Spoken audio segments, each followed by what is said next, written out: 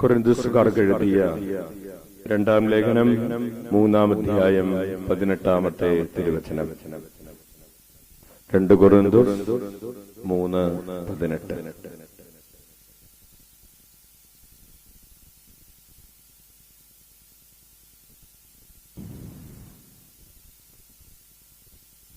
കർത്താവിന്റെ മഹത്വം കണ്ണാടിയിലെന്ന പോലെ മൂടുപടമണിയാത്ത മുഖത്ത് പ്രതിഫലിക്കുന്ന നാം എല്ലാവരും അവിടുത്തെ സാദൃശ്യത്തിലേക്ക് മഹത്വത്തിൽ നിന്ന് മഹത്വത്തിലേക്ക് രൂപാന്തരപ്പെട്ടുകൊണ്ടിരിക്കുകയാണ്. ഇതാത്മാവായ കർത്താവിന്റെ ദാനമാണ്.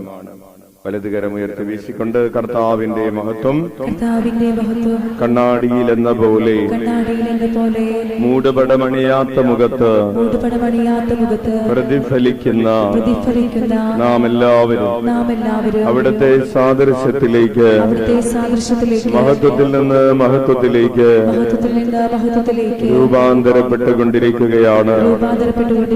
ഇത് ആത്മാവായ കർത്താവിന്റെ ദാനമാണ്.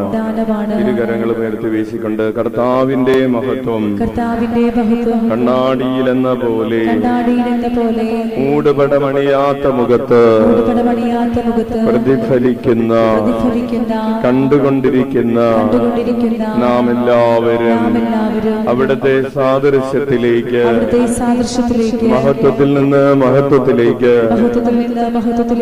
രൂപാന്തരപ്പെട്ടുകൊണ്ടിരിക്കുകയാണ്. ഇത് ആത്മാവായ കർത്താവിന്റെ ദാനമാണ്.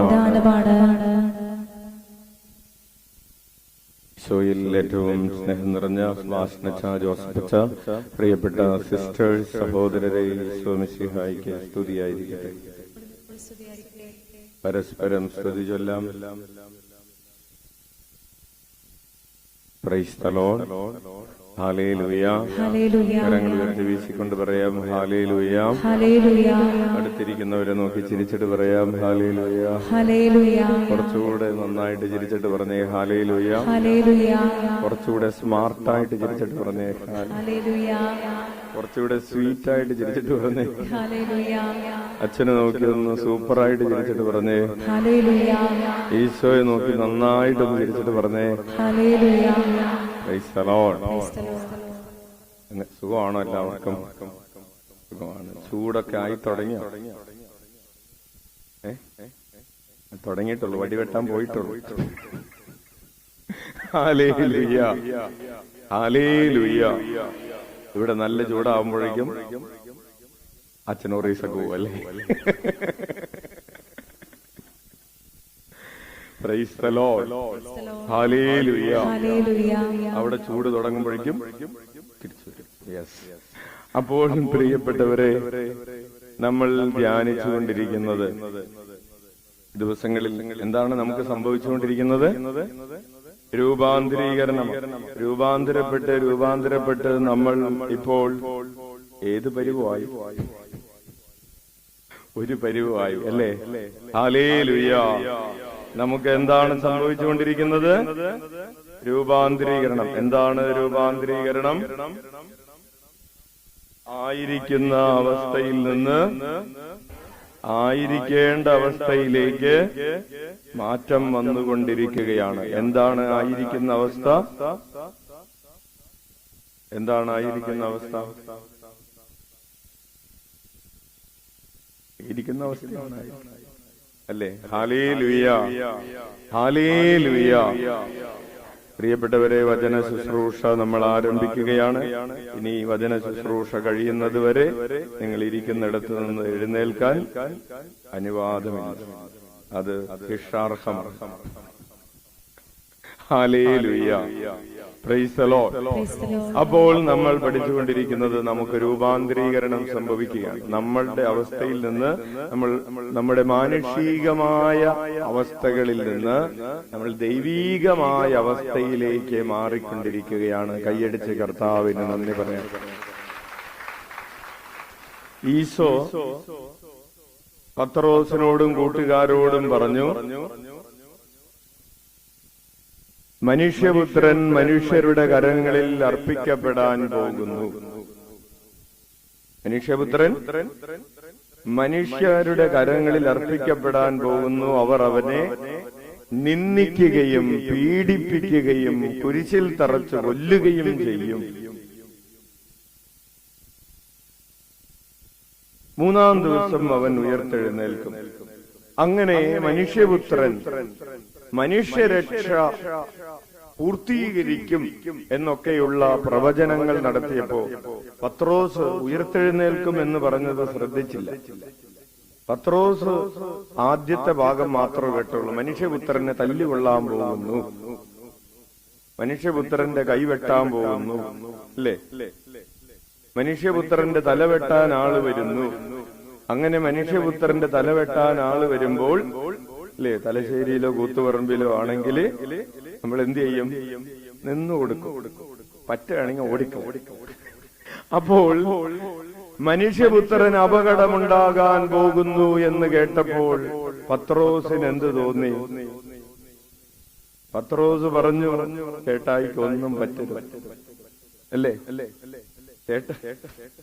ചേട്ടായിക്ക് ചേട്ടായിയുടെ മേൽ ഒരു മണല് വീഴാൻ, ഒരു മണൽത്തരി വീഴാൻ എന്റെ കൊക്കില് ജീവനുണ്ടെങ്കിൽ ഞാൻ സമ്മതിക്കുകയില്ല എന്ന് നെഞ്ചു വിരിച്ച് പറയുകയാണ്. ആര്?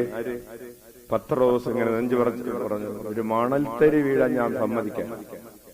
എന്റെ ചേട്ടായിനെ തൊടണമെങ്കിൽ ആദ്യം എന്നെ കൊല്ലണം എന്ന് പറഞ്ഞപ്പോ ഈശോ പറഞ്ഞു, എന്താ പറഞ്ഞത്? സാത്താനെ മാറിക്കണം, ദൂരെ പോകുന്നത് മാറി നിൽക്കൂ. എന്നിട്ടൊരു വാക്ക് പറഞ്ഞു. എന്താണ്? നിന്റെ ചിന്ത ദൈവീകമല്ല, മാനുഷികമാണ്. അതായത് പത്രോസ് എങ്ങനെ ചിന്തിക്കണമെന്നാണ് ഈശോ ആഗ്രഹിക്കുന്നത്. പത്രോസ് ചിന്തിക്കേണ്ടത് മാനുഷികമായിട്ടല്ല, പത്രോസ് ചിന്തിക്കേണ്ടത് ദൈവീകമായിട്ടാണ്. പത്രോസ് ചിന്തിക്കേണ്ടത് മാനുഷികമായി ചിന്തിച്ചു കൊണ്ടിരിക്കുന്ന പത്രോസിന് രൂപാന്തരീകരണം സംഭവിച്ച് ദൈവീകമായി ചിന്തിക്കുന്നവനായി മാറണം. ഹല്ലേലൂയ. അപ്പോൾ ഈശോയുമായി ഇടപെടുന്ന മനുഷ്യർ കേവലം മാനുഷികമായി, ഇന്നലെ അച്ഛൻ ശുഭരാത്രി ശുശ്രൂഷയിൽ പങ്കുവച്ചിരുന്നു. ശുഭരാത്രി ശുശ്രൂഷ രാത്രി 9 മണിക്ക് കൂടുന്നവരൊന്ന് കരമുയർത്താവും. കുറെ പേരുണ്ട്. ദൈവത്തിന് സ്തുതി. നമ്മൾ ധ്യാനിച്ചത് ഇതാണ്. അതായത് നല്ലൊരു മനുഷ്യന്റെ ഡയലോഗാണ് ആര് പറഞ്ഞത്? പത്രോസ് പറഞ്ഞത്, അല്ലേ? എന്റെ ചേട്ടായിയുടെ മേൽ ഒരു കരട് വീഴാൻ എന്റെ കൊക്കില് ജീവനുണ്ടെങ്കിൽ ഞാൻ സമ്മതിക്കലെന്ന് പറഞ്ഞത് എന്തുകൊണ്ടാണ്? സ്നേഹമുള്ളത് കൊണ്ടാണ്. ഒരു ആപത്തും ഈശോയ്ക്ക് സംഭവിക്കരുത്, നമുക്കൊരാപത്തും സംഭവിക്കരുത്. പക്ഷേ ഈശോ ചിന്തിക്കുന്നത്, ഈശോ കാണുന്നത് മാനുഷികമായ കണ്ണിലൂടെയല്ല, ദൈവീകമായ കണ്ണിലൂടെ കണ്ടിട്ട് ഈശോ പറഞ്ഞു, എന്റെ പീഡാസഹനവും എന്റെ കുരിശുമരണവുമാണ് മനുഷ്യരക്ഷയ്ക്കുള്ള ഏകമാർഗം. ആ മനുഷ്യരക്ഷയ്ക്കുള്ള ഏകമാർഗത്തിലേക്ക് നടക്കുക എന്നതാണ് ദൈവീക ചിന്ത. അതിന് തടസ്സം നിൽക്കുക എന്നതാണ് മാനുഷിക ചിന്ത. മാനുഷിക ചിന്ത മാറ്റിവെക്കുക. നിന്റെ മാനുഷിക ചിന്തയ്ക്ക് രൂപാന്തരീകരണം സംഭവിച്ച് എന്റെ ചിന്ത പോലെയാകട്ടെ. ഉച്ചത്തിൽ വിളിക്കാം, ഈശോയേ. പ്രിയപ്പെട്ടവരെ, നമ്മൾ പഠിച്ചുകൊണ്ടിരിക്കുന്നത് ഈ ഒരു രൂപാന്തരീകരണമാണ്. നമ്മളെല്ലാവരും ചിന്തിക്കുന്നത് മാനുഷികമായാണ്, അല്ലേ? എന്താണ് പ്രിയപ്പെട്ടവരെ ജ്ഞാനമെന്ന് പറഞ്ഞാൽ? ജ്ഞാനം, പരിശുദ്ധാത്മാവിന്റെ ദാനമായ ജ്ഞാനം എന്ന് പറഞ്ഞാൽ അതിന്റെ അർത്ഥം the capacity to see the things through the eyes of God എന്നാണ്. ദൈവത്തിന്റെ കണ്ണുകളിലൂടെ ഈ ലോകത്തിന്റെ കാര്യങ്ങളെ കാണാൻ കഴിയുന്ന കഴിവിനെയാണ് ജ്ഞാനമെന്ന് പറയുന്നത്. നമുക്കിപ്പോഴുള്ള കണ്ണുകൊണ്ട് നമ്മൾ നമ്മുടെ ചിന്താരീതികളിലൂടെയാണ് കാര്യങ്ങളെ കാണുന്നത്. നമ്മൾ ഭർത്താവിനെ നോക്കുന്നത് മാനുഷികമായ കാഴ്ചപ്പാടിലൂടെയാണ്. നമ്മൾ ഭാര്യയെ നോക്കുന്നത് മാനുഷികമായ കാഴ്ചപ്പാടിലൂടെയാണ്. നമ്മൾ മക്കളെയും മാതാപിതാക്കളെയും നോക്കുന്നത്, ഭൂമിയെ നോക്കുന്നത് മാനുഷികമായ കാഴ്ചപ്പാടിലൂടെയാണ്. മാനുഷികമായ കാഴ്ചപ്പാടുകളിലൂടെ കാര്യങ്ങളെ വിലയിരുത്തുന്ന മനുഷ്യന് ദൈവീകമായ കാഴ്ചപ്പാടുണ്ടാകാൻ ഇതാ രൂപാന്തരീകരണത്തിന്റെ കൃപ. അതെങ്ങനെ ലഭിക്കും? എങ്ങനെ കിട്ടും? അത് ഈ കപ്പാസിറ്റി എങ്ങനെ കിട്ടും?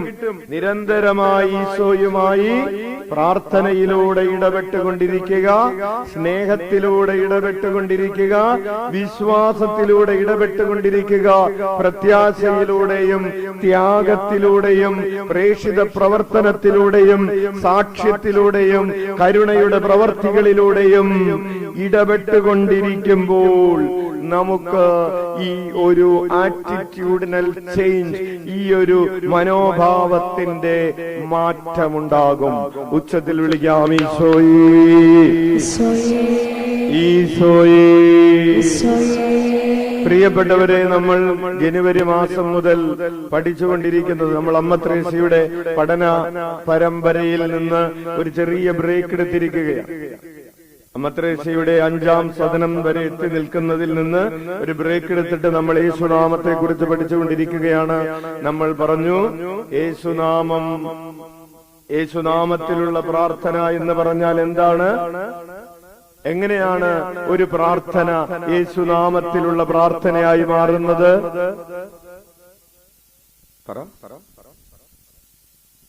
നമ്മുടെ ഹൃദയം ഈശോയുടെ പദ്ധതികളോടും, ഈശോയുടെ ഹൃദയത്തിന്റെ പദ്ധതികളോടും, ഈശോയുടെ ഹൃദയത്തിന്റെ ആഗ്രഹങ്ങളോടും, ഈശോയുടെ ഹൃദയത്തിന്റെ വികാരങ്ങളോടും ചേർത്ത് വെച്ച് പ്രാർത്ഥിക്കുമ്പോഴാണ് ഒരു പ്രാർത്ഥന യേശുനാമത്തിലുള്ള പ്രാർത്ഥനയാകുന്നത്. ഉച്ചത്തിൽ വിളിക്കാം, ഈശോയേ. പോരാ, ശബ്ദം പോരാ, ഉച്ചത്തിൽ വിളിക്കട്ടെ. കുറച്ചുകൂടെ അഭിഷേകത്തോടെ വിളിക്കട്ടെ. അപ്പോൾ ഈശോ പറഞ്ഞു, യേശുനാമത്തിൽ നിങ്ങൾ എന്തെങ്കിലും പ്രാർത്ഥിച്ചാൽ നിങ്ങൾക്കത് ലഭിക്കുമെന്ന് പറഞ്ഞു. നമുക്ക് പ്രാർത്ഥിച്ചത് ലഭിക്കണമെങ്കിൽ എന്ത് വേണം? നമ്മുടെ ഹൃദയത്തെ ഈശോയുടെ പദ്ധതികളോട് ചേർത്ത് വെച്ച്, ആഗ്രഹങ്ങളോട് ചേർത്ത് വെച്ച്, ഈശോയുടെ വികാരങ്ങളോട് ചേർത്ത് വെച്ച് പ്രാർത്ഥിക്കണം. ഉച്ചത്തിൽ വിളിക്കാം. അപ്പോൾ ഈശോയുടെ പദ്ധതികളോടും, ഈശോയുടെ ആഗ്രഹങ്ങളോടും, ഈശോയുടെ വികാരങ്ങളോടും ചേർത്ത് ഹൃദയം ചേർത്ത് വയ്ക്കാത്ത പ്രാർത്ഥനയ്ക്ക് ഉത്തരം കിട്ടുകയില്ല. ഈശോയെ, ഈശോയെ എന്ന് വിളിച്ചത് ശരിയാണ്, പക്ഷെ ഉത്തരം. അപ്പോൾ യേശുനാമം വിളിച്ച് നമ്മൾ പ്രാർത്ഥിക്കുമ്പോൾ നമ്മുടെ അധരത്തിൽ യേശുനാമമുണ്ട്, നമ്മുടെ ഹൃദയത്തിൽ എന്തുണ്ട് എന്നാണ് നമ്മൾ പരിശോധിക്കുന്നത്. Hallelujah, hallelujah. പുറത്തു നല്ലതും അകത്ത് മോശവുമായതുപോലെ ആകരുത്. അതിനെയാണ് ഈശോ എന്തെന്ന് വിളിക്കുന്നത്? പുറത്തു നല്ലതും അകത്ത് മോശവും. ഈശോ കുഴിമാടം എന്ന് വിളിക്കുന്നു, അല്ലേ? പുറമേ നല്ല കൂടാരം പണിതിരിക്കുകയാണ്. നിങ്ങള് അച്ഛന്റെ ഇടവകയിൽ വന്നപ്പോ അല്ലേ പലരും പറഞ്ഞു, സെമിത്തേരി ചെന്നപ്പോ എന്റെ അച്ഛ, പുറത്തെ വീടുകളേക്കാൾ ഭംഗിയാണ് സെമിത്തേരിയിലുള്ള കുഴിമാടങ്ങൾ. അത്ര വലിയ കുഴിമാടങ്ങളാണ്. നല്ല അല്ലേ? അത്രയും ഭംഗിയുള്ള നല്ല ഗ്രാനൈറ്റ് ഇട്ടൊരു പഴയ മാർബിളൊക്കെ ഇട്ട മാലാഖയൊക്കെ പുറത്ത് നിൽക്കുന്ന കുഴിമാടത്തിന്റെ അകത്ത് എന്താണ്? Hallelujah, hallelujah. അപ്പോൾ നമ്മുടെ ജീവിതവും ഈശോ പറയാണ്, നിന്റെ പുറമേ മാലാഖയാണ്, അല്ലേ? അകം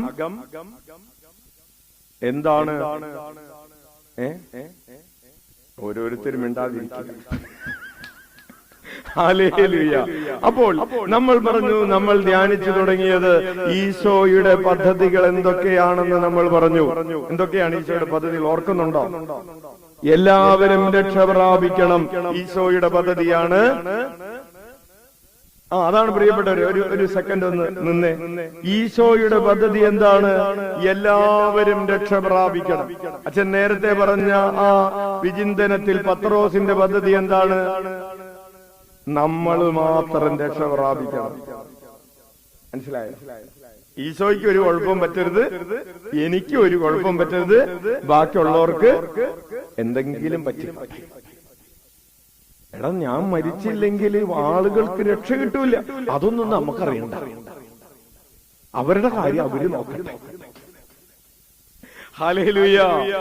അതാണ് പത്രോസിന്റെ പദ്ധതിയും ഈശോയുടെ പദ്ധതിയും തമ്മിലുള്ള വ്യത്യാസം. ഈശോയുടെ പദ്ധതി എല്ലാവർക്കും രക്ഷ കിട്ടണമെന്നുള്ളതാണ്. പത്രോസിന്റെ പദ്ധതി നമുക്ക് മാത്രം. ഇത് വേറെ ആരോടും പറയും. ഹല്ലേലൂയ. പ്രിയപ്പെട്ടവരെ, നമ്മുടെ പദ്ധതികളെ ഈശോയുടെ പദ്ധതികളുമായി ചേർത്ത് വയ്ക്കണം. പിന്നെ എല്ലാ മനുഷ്യരുടെയും ഹൃദയത്തെ കീഴടക്കണമെന്നതായിരുന്നു ഈശോയുടെ ഒരു പദ്ധതി. രാജ്യം കീഴടക്കണമെന്നതായിരുന്നില്ല, അധികാരം കീഴടക്കണമെന്നായിരുന്നില്ല. ഈശോയുടെ പദ്ധതി മനുഷ്യന്റെ ഹൃദയത്തിലേക്ക് രാജാവായി പ്രവേശിക്കുന്നതിനുള്ള പദ്ധതിയായിരുന്നു. ഉച്ചത്തിൽ വിളിക്കാം ഈശോയേ. അടുത്തത് തിന്മയെ തോൽപ്പിക്കണമെന്ന പദ്ധതിയായിരുന്നു. തിന്മയ്ക്ക് വളം വെച്ചു കൊടുക്കാനുള്ള പദ്ധതിയായിരുന്നില്ല.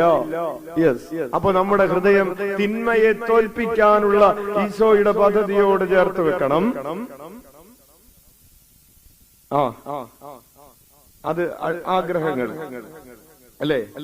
എല്ലാം പദ്ധതികൾ എല്ലാവരെയും തന്നിലേക്ക് ആകർഷിക്കണമെന്നൊരു പദ്ധതി ഈശോ ഉയർത്തപ്പെടുമ്പോൾ, അതാണ് വചനം പറഞ്ഞത്. ഈശോ പറഞ്ഞു, ഞാൻ ഉയർത്തപ്പെടുമ്പോൾ എല്ലാ മനുഷ്യരും എന്നിലേക്ക് ആകർഷിക്കപ്പെടും. കുരിശിൽ മരിക്കുമ്പോ എല്ലാവരും എന്റെ അടുക്കിലേക്ക് വരുന്നു എന്നൊരു പദ്ധതി ഈശോയ്ക്കുണ്ടായിരുന്നു. നിനക്കങ്ങനെ ഒരു പദ്ധതി ഉണ്ടോ? ഹല്ലേലൂയ. പള്ളിയിൽ വരുന്ന ചിലരോട്, പള്ളിയിൽ ഇരിക്കുന്ന ചില ആളുകൾ പറയാണ്, നിങ്ങളൊന്നും പള്ളിയിൽ വന്നിട്ട് കാര്യമില്ല.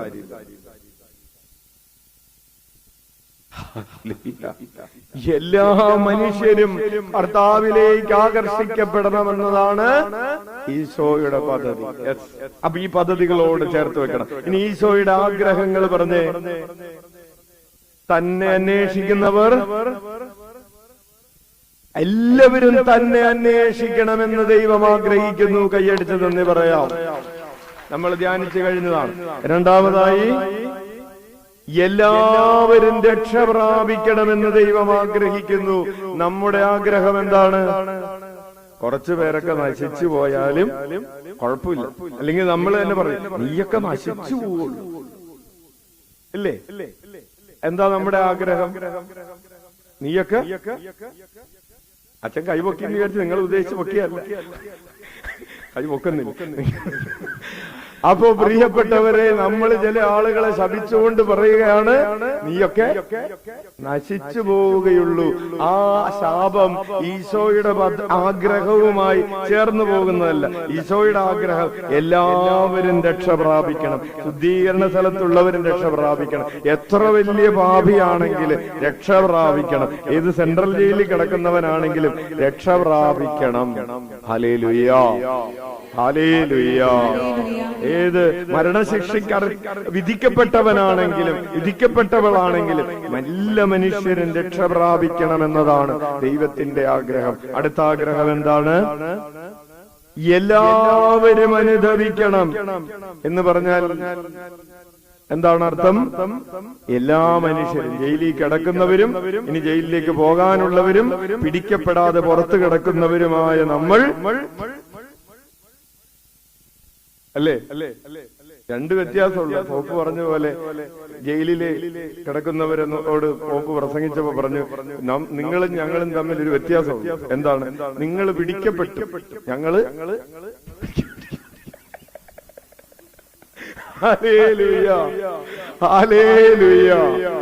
അപ്പോൾ പ്രിയപ്പെട്ടവരെ, എല്ലാവരും അനുദപിക്കണം. പിടിക്കപ്പെട്ടവരും പിടിക്കപ്പെടാത്തവരും. ഹല്ലേലൂയ. അടുത്തതായിട്ട് എന്താണ്? ഈശോയുടെ ആഗ്രഹമാണ്. കഴിഞ്ഞ എന്റെ മുമ്പത്തെ ആഴ്ച നമ്മൾ പറഞ്ഞു, നമ്മോടൊത്ത് വിരുന്ന് ആസ്വദിക്കണമെന്ന്. ഈശോയ്ക്ക് നമ്മൾ വിളമ്പുന്ന വിരുന്നിന്റെ പേരെന്താണ്? ആരാധന എന്നാണ്. ഈശോ നമുക്ക് വിളമ്പുന്ന വിരുന്നിന്റെ പേരെന്താണ്? ദൈവ സാന്നിധ്യം എന്നാണ്. നമ്മൾ ആരാധനയുടെ വിരുന്ന് വിളമ്പുമ്പോൾ ഈശോ ദൈവ സാന്നിധ്യത്തിന്റെ വിരുന്ന് വിളമ്പുന്നു. നമ്മൾ ഒരുമിച്ച് ആ വിരുന്ന് ആസ്വദിക്കുന്നു. ആ വിരുന്നിന്റെ പേരാണ് സ്വർഗം. മനുഷ്യൻ ദൈവാരാധനയുടെ വിരുന്ന് വിളമ്പുന്നു, ദൈവം ദൈവ സാന്നിധ്യത്തിന്റെ വിരുന്ന് വിളമ്പുന്നു. അതാണ് സ്വർഗം. ആ വിരുന്നിൽ നമ്മൾ എല്ലാവരും നമ്മോട് ഒരുമിച്ച് വിരുന്ന് ആസ്വദിക്കണമെന്ന് അവിടെ നിന്ന് ആഗ്രഹിക്കുന്നു. ഉച്ചത്തിൽ വിളിക്കാം ഈശോയേ.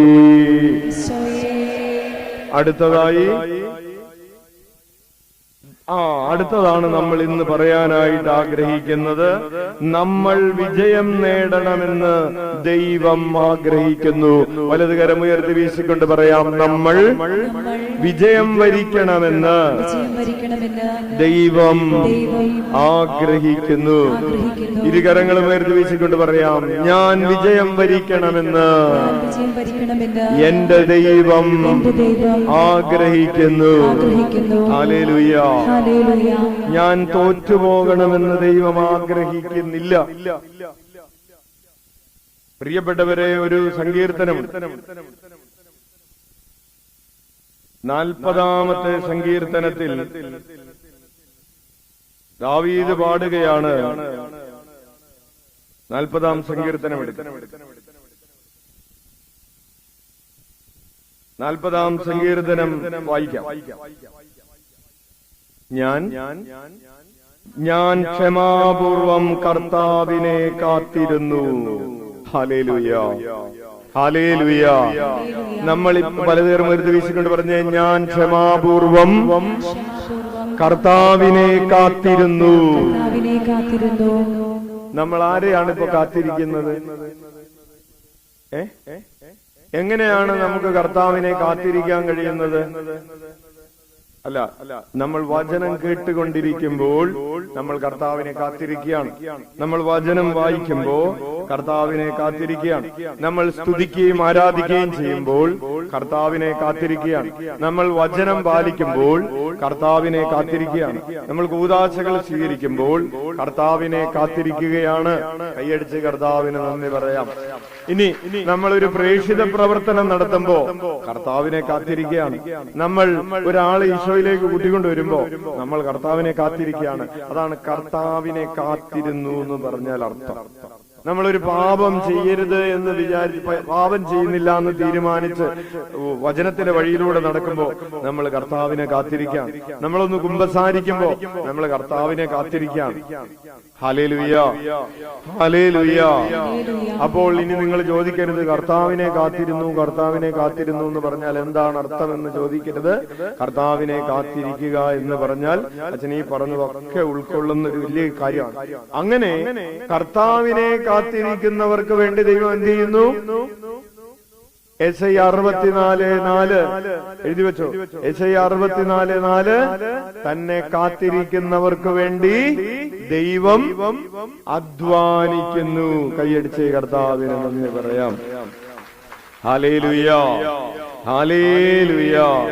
തന്നെ കാത്തിരിക്കുന്നവർക്ക് വേണ്ടി ദൈവം അധ്വാനിക്കുന്നു. തന്നെ ഇങ്ങനെ കാത്തിരിക്കുന്നവർക്കുള്ളൊരു പേരാണ് വചനം വായിച്ച്, പ്രാർത്ഥന ചൊല്ലി, ആരാധന നടത്തി, വചനത്തിൽ ജീവിച്ച്, നന്മ ചെയ്ത് തന്നെ കാത്തിരിക്കുന്നവർക്കുള്ള പേരാണ് വചനം അവരെ വിളിക്കുന്നത്. എന്താണെന്നറിയാവോ?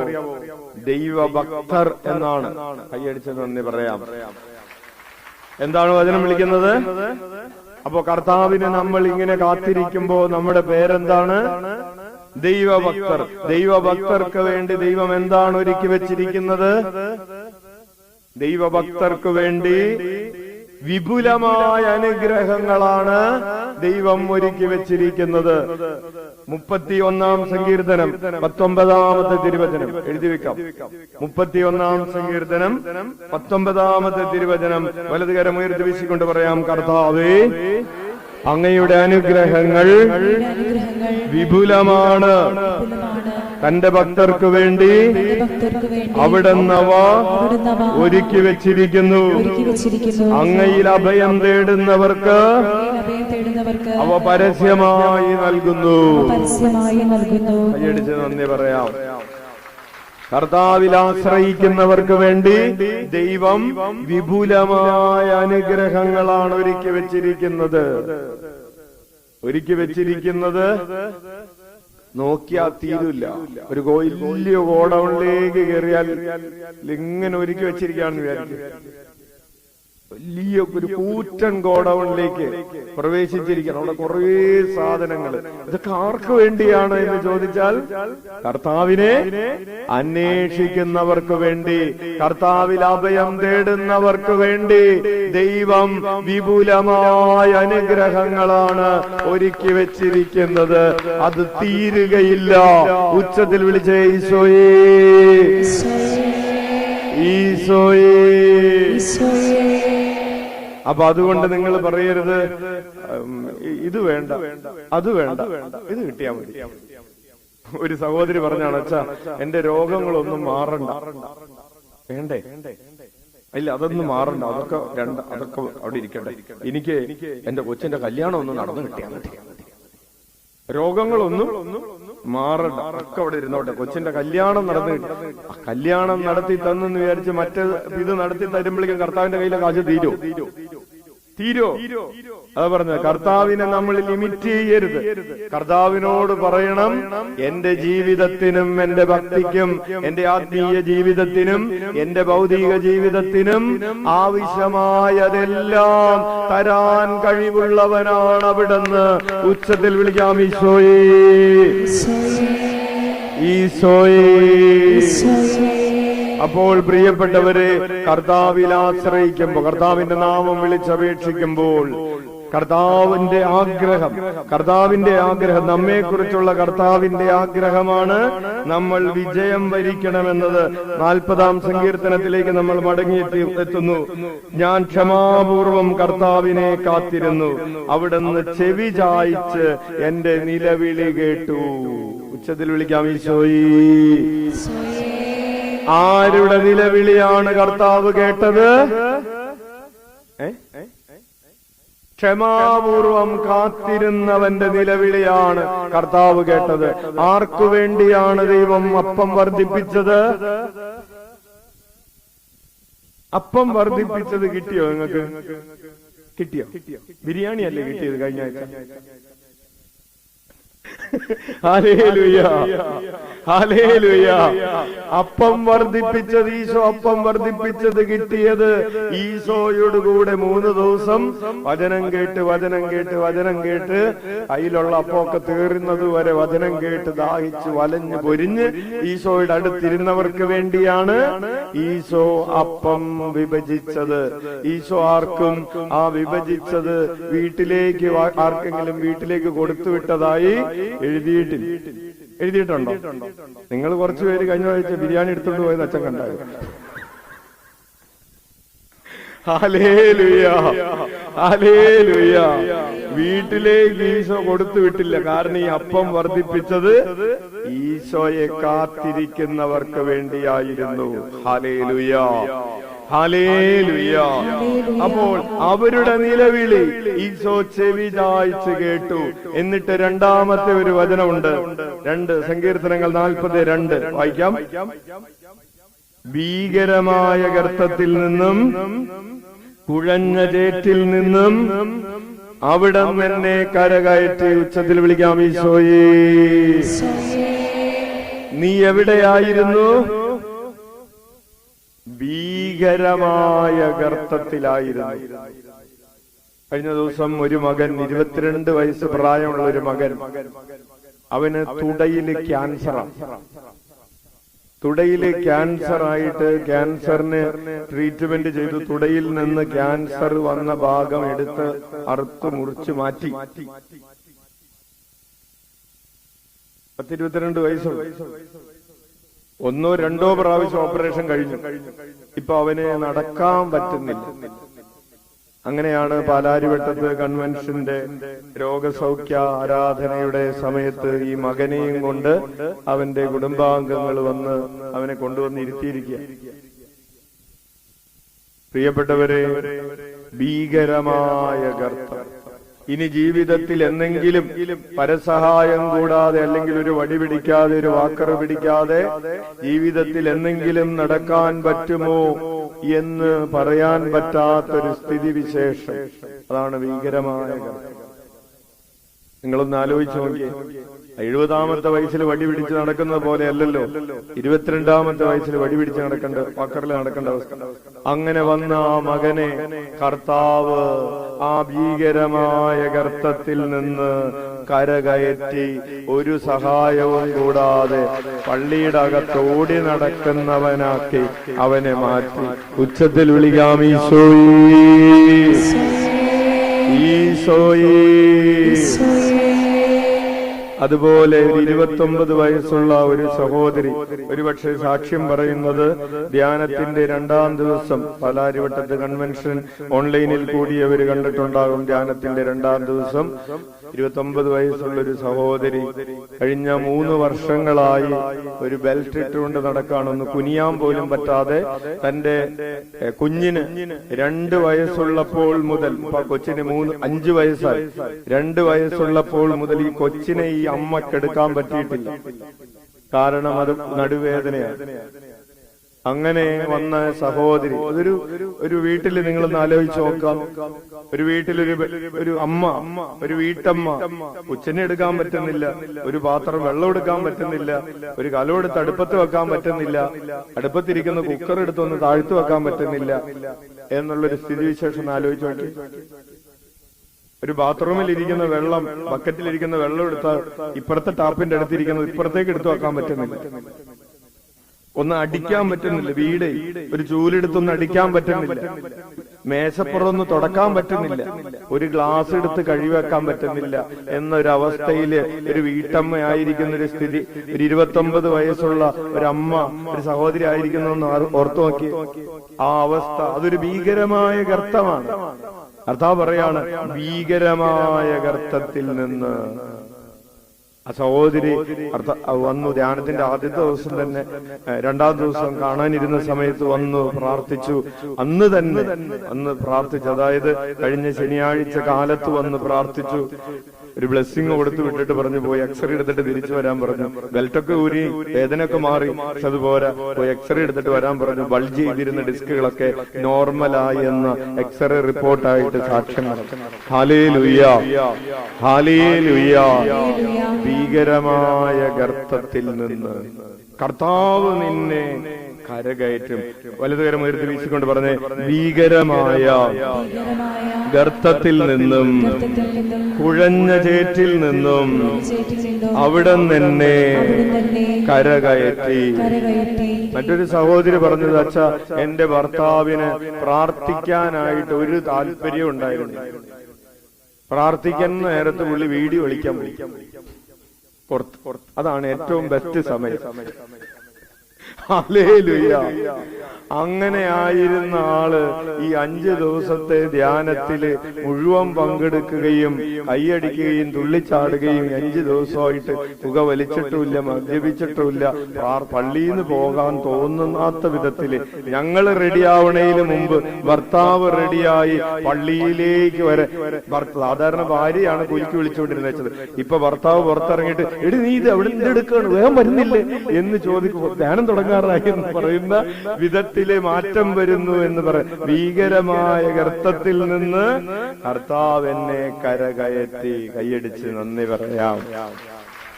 ഹല്ലേലൂയ. അതാണ് കുഴഞ്ഞ ചേറ്റിൽ നിന്നും, ഭീകരമായ ഗർത്തത്തിൽ നിന്നും, കുഴഞ്ഞ ചേറ്റിൽ നിന്നും. നിങ്ങൾ ഈ കുഴഞ്ഞ ചേറ്റിൽ കണ്ടിട്ടുണ്ടോ? ചെളി എന്ന് പറയുന്നൊരു സാധനം കണ്ടിട്ടുണ്ടോ? എവിടെയാണ് കണ്ടിട്ടുള്ളത്? കണ്ടത്തില്. അത് തന്നെ, കണ്ടത്തിൽ. ഞങ്ങളുടെ നാട്ടിൽ ഈ പുഴയിലൊക്കെ ചെളിയുണ്ട്. ഇവിടെ അങ്ങനെ ചെളി അധികം കണ്ടിട്ടില്ല, കണ്ടത്തിലുണ്ട് അല്ലെ? അപ്പൊ ഈ ചെളിയില്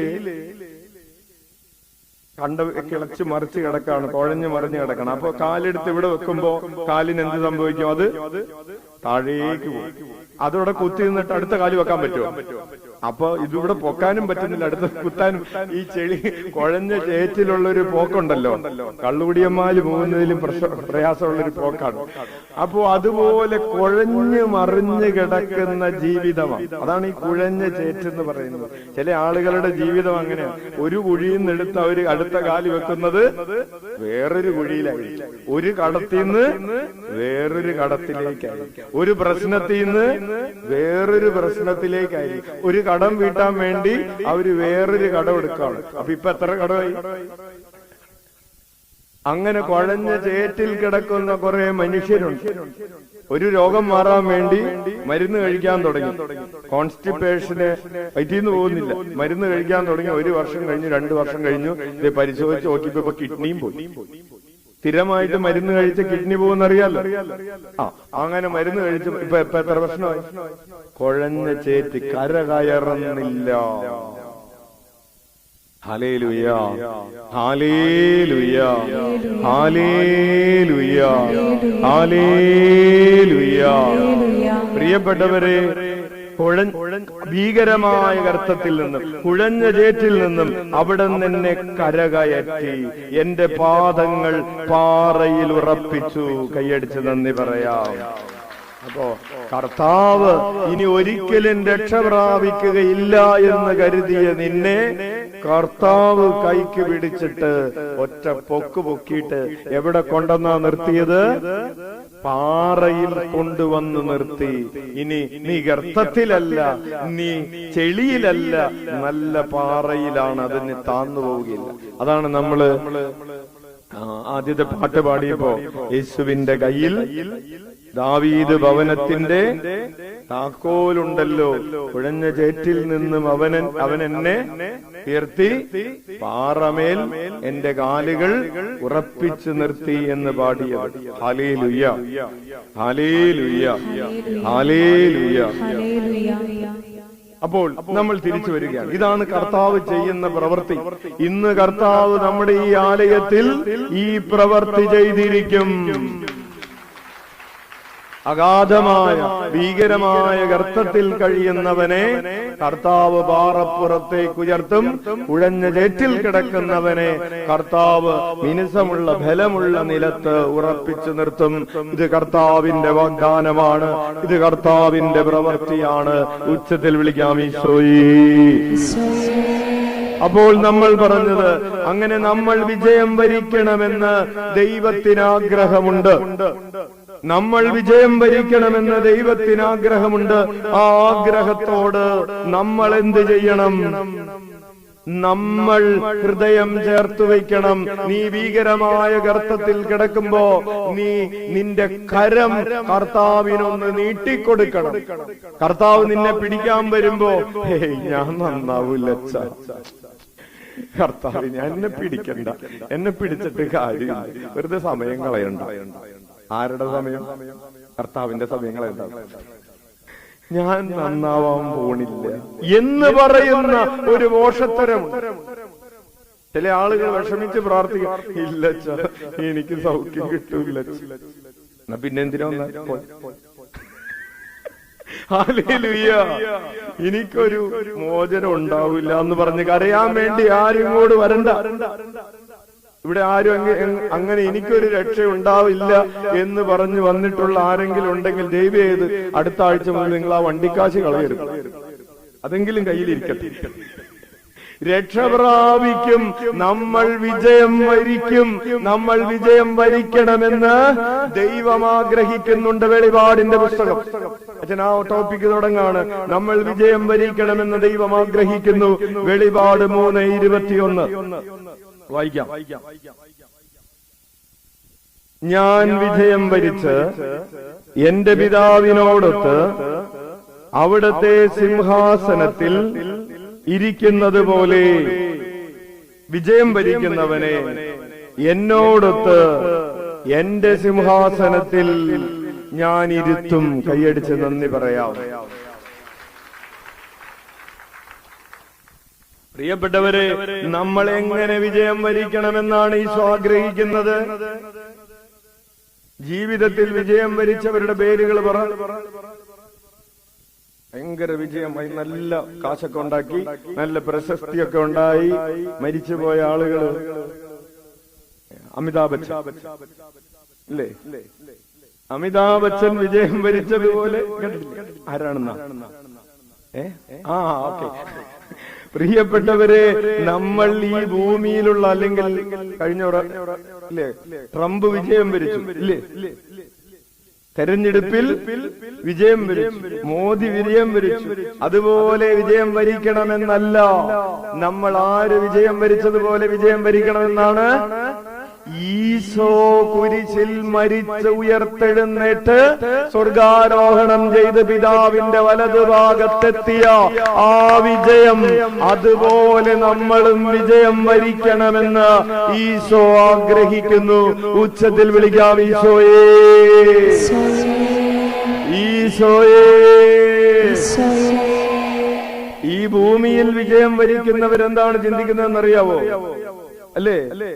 ഇപ്പോൾ പ്രധാനമന്ത്രി ആയിരിക്കുന്ന ആൾ എന്തായിരിക്കും വിചാരിക്കുന്നത്? ഞാൻ ജയിച്ചതുപോലെ വേറെ ആരും ജയിക്കരുത്, അല്ലേ? ഇപ്പൊ മുഖ്യമന്ത്രി ആയിരിക്കുന്ന ആളും ഇവിടുത്തെ അല്ലെ, ഈ നാട്ടിലല്ല, വേറെ നാട്ടിൽ ആളും എന്താണ് വിചാരിക്കാൻ സാധ്യത ഉള്ളത്? ഞാൻ ജയിച്ചതുപോലെ വേറെ ആരും ജയിക്കരുത്, അല്ലെ? ഞാൻ ജയിക്കണം, ബാക്കിയുള്ളവരൊക്കെ തോക്കണം എന്ന് വിചാരിക്കുന്നവരാണ് ഈ ഭൂമിയിലുള്ള വിജയം വരിക്കുന്നത്. പക്ഷേ ഈശോ പറയുകയാണ്, ഞാൻ വിജയം വരിച്ചതുപോലെ നിങ്ങളും വിജയം വരിച്ച് എന്നോടൊപ്പം പിതാവിന്റെ അടുത്തിരിക്കണമെന്ന് ഞാൻ ആഗ്രഹിക്കുന്നു. ഈശോയുടെ ആഗ്രഹത്തോട് ഞാൻ എന്റെ ഹൃദയം ചേർത്ത് വെച്ച് വിളിക്കുന്നു, ഈശോയേ. അപ്പോൾ പ്രിയപ്പെട്ടവരെ, ഈശോയുടെ ഈ ആഗ്രഹം ഏറ്റെടുക്കുക. ഈശോയുടെ ഈ ആഗ്രഹം നിന്റെ ആഗ്രഹമായി മാറുക. ഈശോ 100 മേനി ഫലം പുറപ്പെടുവിച്ചതുപോലെ, ഈശോ ദൈവരാജ്യത്തിന് വേണ്ടി 100 മേനി ഫലം പുറപ്പെടുവിച്ചതുപോലെ, ഞാനും ദൈവരാജ്യത്തിന് വേണ്ടി 100 മേനി ഫലം പുറപ്പെടുവിക്കുമ്പോഴാണ് എന്റെ വിജയം പൂർണ്ണതയുള്ളതാകുന്നത്. ഞാനും വിജയം വരിക്കും എന്നാഗ്രഹിച്ചുകൊണ്ട് വിളിച്ചേ ഹല്ലേലൂയ. നിയമാവർത്തന പുസ്തകം 20:4. നിയമാവർത്തനം 20:4. നിങ്ങളുടെ ദൈവമായ കർത്താവാണ് നിങ്ങളുടെ കൂടെ വന്ന് ശത്രുക്കൾക്കെതിരായി യുദ്ധം ചെയ്ത് വിജയം നേടിത്തരുന്നത്.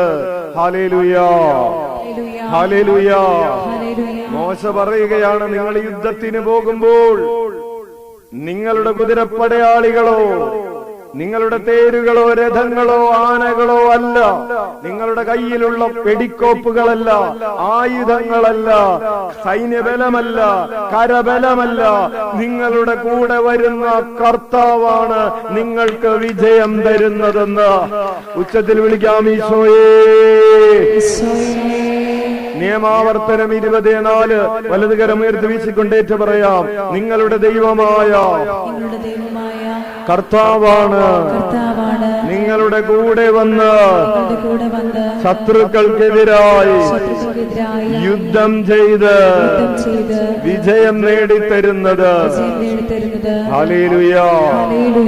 പരീക്ഷകൾക്ക് വേണ്ടി ഒരുങ്ങിക്കൊണ്ടിരിക്കുന്ന മക്കൾ അധികം കാണുന്നില്ലെങ്കിൽ അവരുടെ മാതാപിതാക്കളുണ്ട്. കുഞ്ഞുമക്കളോട് പറഞ്ഞു കൊടുക്കണം, പരീക്ഷകൾ എഴുതാൻ പോകുമ്പോ ചില ശത്രുക്കളുണ്ട്. എന്തൊക്കെയാണ് പരീക്ഷ എഴുതാൻ പോകുമ്പോ ശത്രു? മറവി ഒരു ശത്രുവാണ്. മറവി ഒരു ശത്രുവാണ്. പിന്നെ ടെൻഷൻ ഒരു ശത്രുവാണ്. പേടി ഒരു ശത്രുവാണ്. Hallelujah, hallelujah. ഇവ മൂലമുണ്ടാകുന്ന രോഗവും ശത്രുവാണ്. പനി വരുന്നു, പരീക്ഷയ്ക്ക് പോകാൻ ഇറങ്ങിയപ്പോ കൈ വിറക്കുന്നു, കയ്യിലൂടെ വെള്ളം വരുന്നു, പിടിച്ചു നോക്കും ഭയങ്കര പനി, ഭയങ്കര ചുമ, കോൾഡ്, വയറുവേദന, വയറ്റീന്ന് പോക്ക്. കുറച്ചു പേർക്ക് വയറ്റീന്ന് പോകുന്നു, കുറച്ചു പേർക്ക് പോകുന്നില്ല. പരീക്ഷയുമായി ബന്ധപ്പെട്ട് കുഞ്ഞുമക്കൾ പോകുമ്പോ അവരുടെ മനസ്സിൽ പറഞ്ഞു കൊടുക്കണം, അവരുടെ കാതിൽ പറഞ്ഞു കൊടുക്കണം, ഈശോ നിന്റെ കൂടെ വന്ന് നിനക്ക് വിജയം തരുമെന്ന്. കൈയടിച്ച് നന്ദി പറയാം. Hallelujah, hallelujah. പ്രിയപ്പെട്ടവരെ, നമ്മൾ എവിടെ ഒരു ഇന്റർവ്യൂവിന് പോകുമ്പോ നമുക്ക് വിജയം തരുന്നത് നമ്മുടെ കർത്താവാണ്. ഒരു ജോലി അന്വേഷിക്കുമ്പോ നമുക്ക് വിജയം തരുന്നത് കർത്താവാണ്. നമ്മളൊരു കാര്യത്തിൽ ഏർപ്പെടുമ്പോ, നമ്മളൊരു സന്നദ്ധ പ്രവർത്തനത്തിൽ, ഒരു കാരുണ്യ പ്രവർത്തനത്തിൽ ഏർപ്പെടുകയാണെന്ന് വിചാരിക്കേ, അതിൽ വിജയം തരുന്നത് നമ്മുടെ ബലമല്ല, നമ്മുടെ സമ്പത്തല്ല, എനിക്ക് നല്ല മനസ്സുണ്ടായി അതുകൊണ്ടല്ല, കർത്താവ് നിന്റെ കൂടെ വന്നത് കൊണ്ടാണ് നിനക്ക് വിജയമുണ്ടായത്. നിനക്ക് വിജയമുണ്ടാകണമെന്ന് ദൈവം ആഗ്രഹിക്കുന്നു. ഉച്ചത്തിൽ വിളിക്കാം, ഈശോയേ, ഈശോയേ. റോമാക്കാർക്ക് എഴുതിയ ലേഖനം 8-ാം അധ്യായം 35 മുതലുള്ള തിരുവചനങ്ങൾ. നമ്മൾ ഇന്ന് പഠിക്കുന്നത് നമ്മുടെ മനസ്സിൽ നിന്ന് ഒരിക്കലും മറന്നു പോകാൻ പാടില്ലാത്ത കർത്താവിന്റെ ഒരാഗ്രഹത്തെ കുറിച്ചാണ്. കർത്താവ് നിരന്തരമായി ആഗ്രഹിച്ചുകൊണ്ടിരിക്കുകയാണ് നമുക്ക് വിജയമുണ്ടാകണമെന്ന്. Hallelujah, hallelujah. പ്രിയപ്പെട്ടവരെ, നമുക്കൊരു രോഗം വന്നു. ഈ രോഗത്തിന് നമ്മൾ ചികിത്സിക്കാൻ പോകുമ്പോൾ ആ ട്രീറ്റ്മെന്റ് സക്സസ്ഫുൾ ആകണമെന്ന്, അല്ലേ? മരുന്ന് കഴിച്ചത് ഫലവത്താകണമെന്ന്, ട്രീറ്റ്മെന്റ് സക്സസ് ആവുന്നതല്ലേ രോഗം മാറുമെന്ന് പറയുന്നത്. ട്രീറ്റ്മെന്റ് സക്സസ്ഫുൾ ആകണമെന്ന് കർത്താവ് ആഗ്രഹിക്കുന്നു. നമ്മൾ പറയില്ലേ, ഓപ്പറേഷൻ സക്സസ് ആയി എന്ന് പറയുന്നു. Hallelujah, hallelujah. റോമാക്കാർക്ക് എഴുതിയ ലേഖനം 8-ാം അധ്യായം 35 മുതൽ വായിക്കാം. ക്രിസ്തുവിന്റെ സ്നേഹത്തിൽ നിന്ന് ആര് നമ്മെ വേർപെടുത്തും? ക്ലേശമോ, ദുരിതമോ, പീഡനമോ, പട്ടിണിയോ, നഗ്നതയോ, ആപത്തോ, വാളോ ഒന്നും നമ്മെ തോൽപ്പിക്കില്ല എന്ന്. നീ ഒരു കൃഷി ചെയ്യുമ്പോ ആ കൃഷിയിടത്തിൽ പലതരത്തിലുള്ള പ്രയാസങ്ങൾ, വന്യജീവികളുടെ ആക്രമണങ്ങൾ, പലതരത്തിലുള്ള ബുദ്ധിമുട്ടുകൾ, നീ പ്രൊഡ്യൂസ് ചെയ്തിട്ടുള്ള നിന്റെ കാർഷിക ഉൽപ്പന്നങ്ങൾക്ക് മൂല്യമില്ലാത്ത അവസ്ഥകൾ, നീ ചെയ്ത ജോലിക്ക് നീതിപൂർവകമായ വേതനം ലഭിക്കാത്ത സാഹചര്യങ്ങൾ, കഷ്ടത, ആപത്ത്, ദുഃഖം, വാള്, പട്ടിണി, നഗ്നത.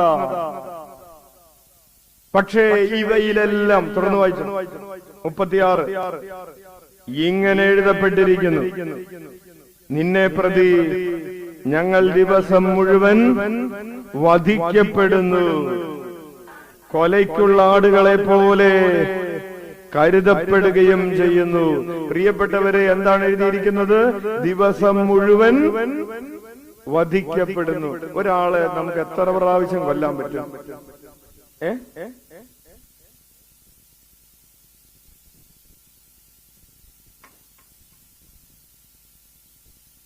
ഒരാളെ നമ്മൾ ദിവസം മുഴുവൻ, കാലത്തും മരിച്ചു, ഉച്ചക്കും മരിച്ചു, വൈകുന്നേരം മരിച്ചു, അങ്ങനെയുണ്ടോ?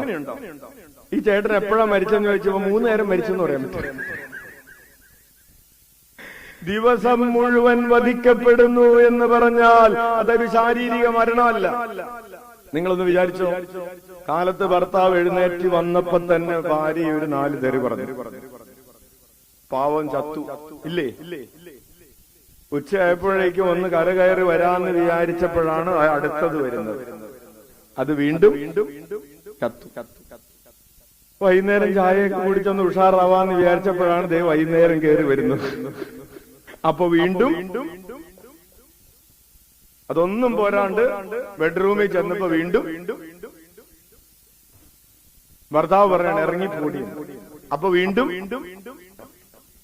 ഒരു മനുഷ്യൻ വീണ്ടും വീണ്ടും ചാവുന്നത് കാണുന്നില്ല, മരിക്കുന്നത് കാണുന്നില്ല. ഇങ്ങനെ പലതരത്തില് പല പ്രയാസങ്ങളിലൂടെ ദിവസം മുഴുവൻ വധിക്കപ്പെട്ടവന്റെ അവസ്ഥ പോലെ. അതുകൊണ്ടാണ് ചില ആളുകൾ ഈശോയെ നോക്കിയിട്ട് പറയുന്നത്, നിനക്ക് ഒരു ദിവസം അല്ലേ കുരിശുവിന്റെ വഴി ഉണ്ടായിരുന്നുള്ളൂ, ഞങ്ങൾക്ക് എല്ലാ ദിവസവും കുരിശിന്റെ വഴിയാണ്. ഈശോയെ, നീ ഒരു ദിവസമല്ലേ കുരിശിൽ തൂങ്ങി മരിച്ചുള്ളൂ, ഞങ്ങൾ എല്ലാ ദിവസവും കുരിശിൽ തൂങ്ങി മരിക്കാം. Hallelujah, hallelujah. പ്രിയപ്പെട്ടവരെ, വചനം പറയുകയാണ്, ഞങ്ങൾ ദിവസം മുഴുവൻ വധിക്കപ്പെടുന്നു, കൊലയ്ക്കുള്ള ആടുകളെ പോലെ കരുതപ്പെടുകയും ചെയ്യുന്നു. 37 വായിച്ചേ. നമ്മെ സ്നേഹിച്ചവൻ മുഖാന്തിരം ഇവയിലെല്ലാം നാം പൂർണ്ണ വിജയം. എന്താണ് ആ വാക്കിന്റെ അർത്ഥം? പൂർണ്ണ വിജയം, 100-ൽ 100. ഇവയിലെല്ലാം നമ്മൾ പൂർണ്ണ വിജയം, ഒരു മാർക്ക് പോലും ഞങ്ങൾക്ക് നഷ്ടപ്പെട്ടിട്ടില്ല എന്ന് പൗലോസ് പറയുകയാണ്. ഉച്ചത്തിൽ വിളിച്ച് ഈശോയേ, ഞങ്ങളുടെ വിശ്വസ്തതയ്ക്ക് മാർക്കിടുമ്പോൾ ഒരു മാർക്ക് പോലും കുറഞ്ഞിട്ടുണ്ടാവില്ല. പൂർണ്ണ വിജയം നേടുക. ഞങ്ങളുടെ വിശ്വാസത്തിന് മാർക്കിടുമ്പോ ഒരു മാർക്ക് പോലും കുറഞ്ഞിട്ടുണ്ടാവില്ല. ഞങ്ങളുടെ ദൈവസ്നേഹത്തിന് മാർക്കിടുമ്പോൾ ഒരു മാർക്ക് പോലും കുറഞ്ഞിട്ടുണ്ടാവില്ല. ഞങ്ങളുടെ പരസ്നേഹത്തിന് മാർക്കിടുമ്പോൾ ഒരു മാർക്ക് പോലും കുറഞ്ഞിട്ടുണ്ടാവില്ല. ഇവയിലെല്ലാം നഗ്നതയുണ്ടായി, ആപത്തുണ്ടായി, പട്ടിണിയുണ്ടായി, വാളുണ്ടായി. പക്ഷേ ഞങ്ങളുടെ പ്രേക്ഷിത പ്രവർത്തനത്തിന്റെ തീഷ്ണതയ്ക്ക് മാർക്കിടുമ്പോൾ ഒരു മാർക്ക് പോലും കുറഞ്ഞിട്ടുണ്ടാവില്ല എന്ന്. ഞങ്ങൾക്ക് രോഗം വന്നു, ഞങ്ങൾ തളർന്നു കിടന്നു, ഞങ്ങൾ ജയിലിലായിരുന്നു, ഞങ്ങൾ നഗ്നരാക്കപ്പെട്ടു, തെരുവീതികളിലൂടെ വലിച്ചിഴക്കപ്പെട്ടു. എങ്കിലും ഞങ്ങൾക്ക് ഞങ്ങളുടെ ദൈവസ്നേഹവുമായി, ഞങ്ങളുടെ തീഷ്ണതയുമായി, പ്രേക്ഷിത പ്രവർത്തനത്തിനൊക്കെ മാർക്കിടുമ്പോ പൂർണ്ണ വിജയം വരിക്കുന്നു. ഇവയിലെല്ലാം ഉച്ചത്തിൽ വിളിക്കാം ഈശോയേ. കാരണം നമ്മൾ വിജയം വരിക്കണമെന്ന് ദൈവം ആഗ്രഹിക്കുന്നു. അതുകൊണ്ടാണ് അങ്ങനെ ഒരു വ്യാഖ്യാനം റോമ 8:28 റോമ 8:28 വായിച്ചേ. ദൈവത്തെ സ്നേഹിക്കുന്നവർക്ക്, തന്നെ തന്റെ പദ്ധതി അനുസരിച്ച് വിളിക്കപ്പെട്ടവർക്ക് അവിടെ നിന്നെല്ലാം വിജയത്തിനായി. ആ നന്മ എന്നുള്ള വാക്ക് മാറ്റിയിട്ട് വിജയം എന്ന് നിങ്ങൾ ആടി. നന്മ എന്ന് പറഞ്ഞ വിജയമാണ്. അവിടെ നിന്നെല്ലാം വിജയത്തിനായി പരിണമിപ്പിക്കുന്നു. കൈയടിച്ച് യേശുനാമം വിളിച്ചോ. ഉച്ചത്തിൽ വിളിക്കാം ഈശോയേ. വചനം പറയാം. ദൈവത്തെ സ്നേഹിക്കുന്നവർക്ക്, അവിടുത്തെ പദ്ധതി അനുസരിച്ച് വിളിക്കപ്പെട്ടവർക്ക് അവിടുന്ന് സകലവും വിജയത്തിനായി പരിണമിപ്പിക്കുന്നുവെന്ന് നമുക്കറിയാമല്ലോ. കുഞ്ഞേ, നിന്നെ കാത്തൊരു വിജയം, നിനക്ക് വേണ്ടി ഒരു വിജയം കർത്താവ് ഒരുക്കി വെച്ചിട്ടുണ്ട്. ഹല്ലേലൂയ. വെളിപാടിന്റെ പുസ്തകം 21:7. വെളിപാട് 21:7.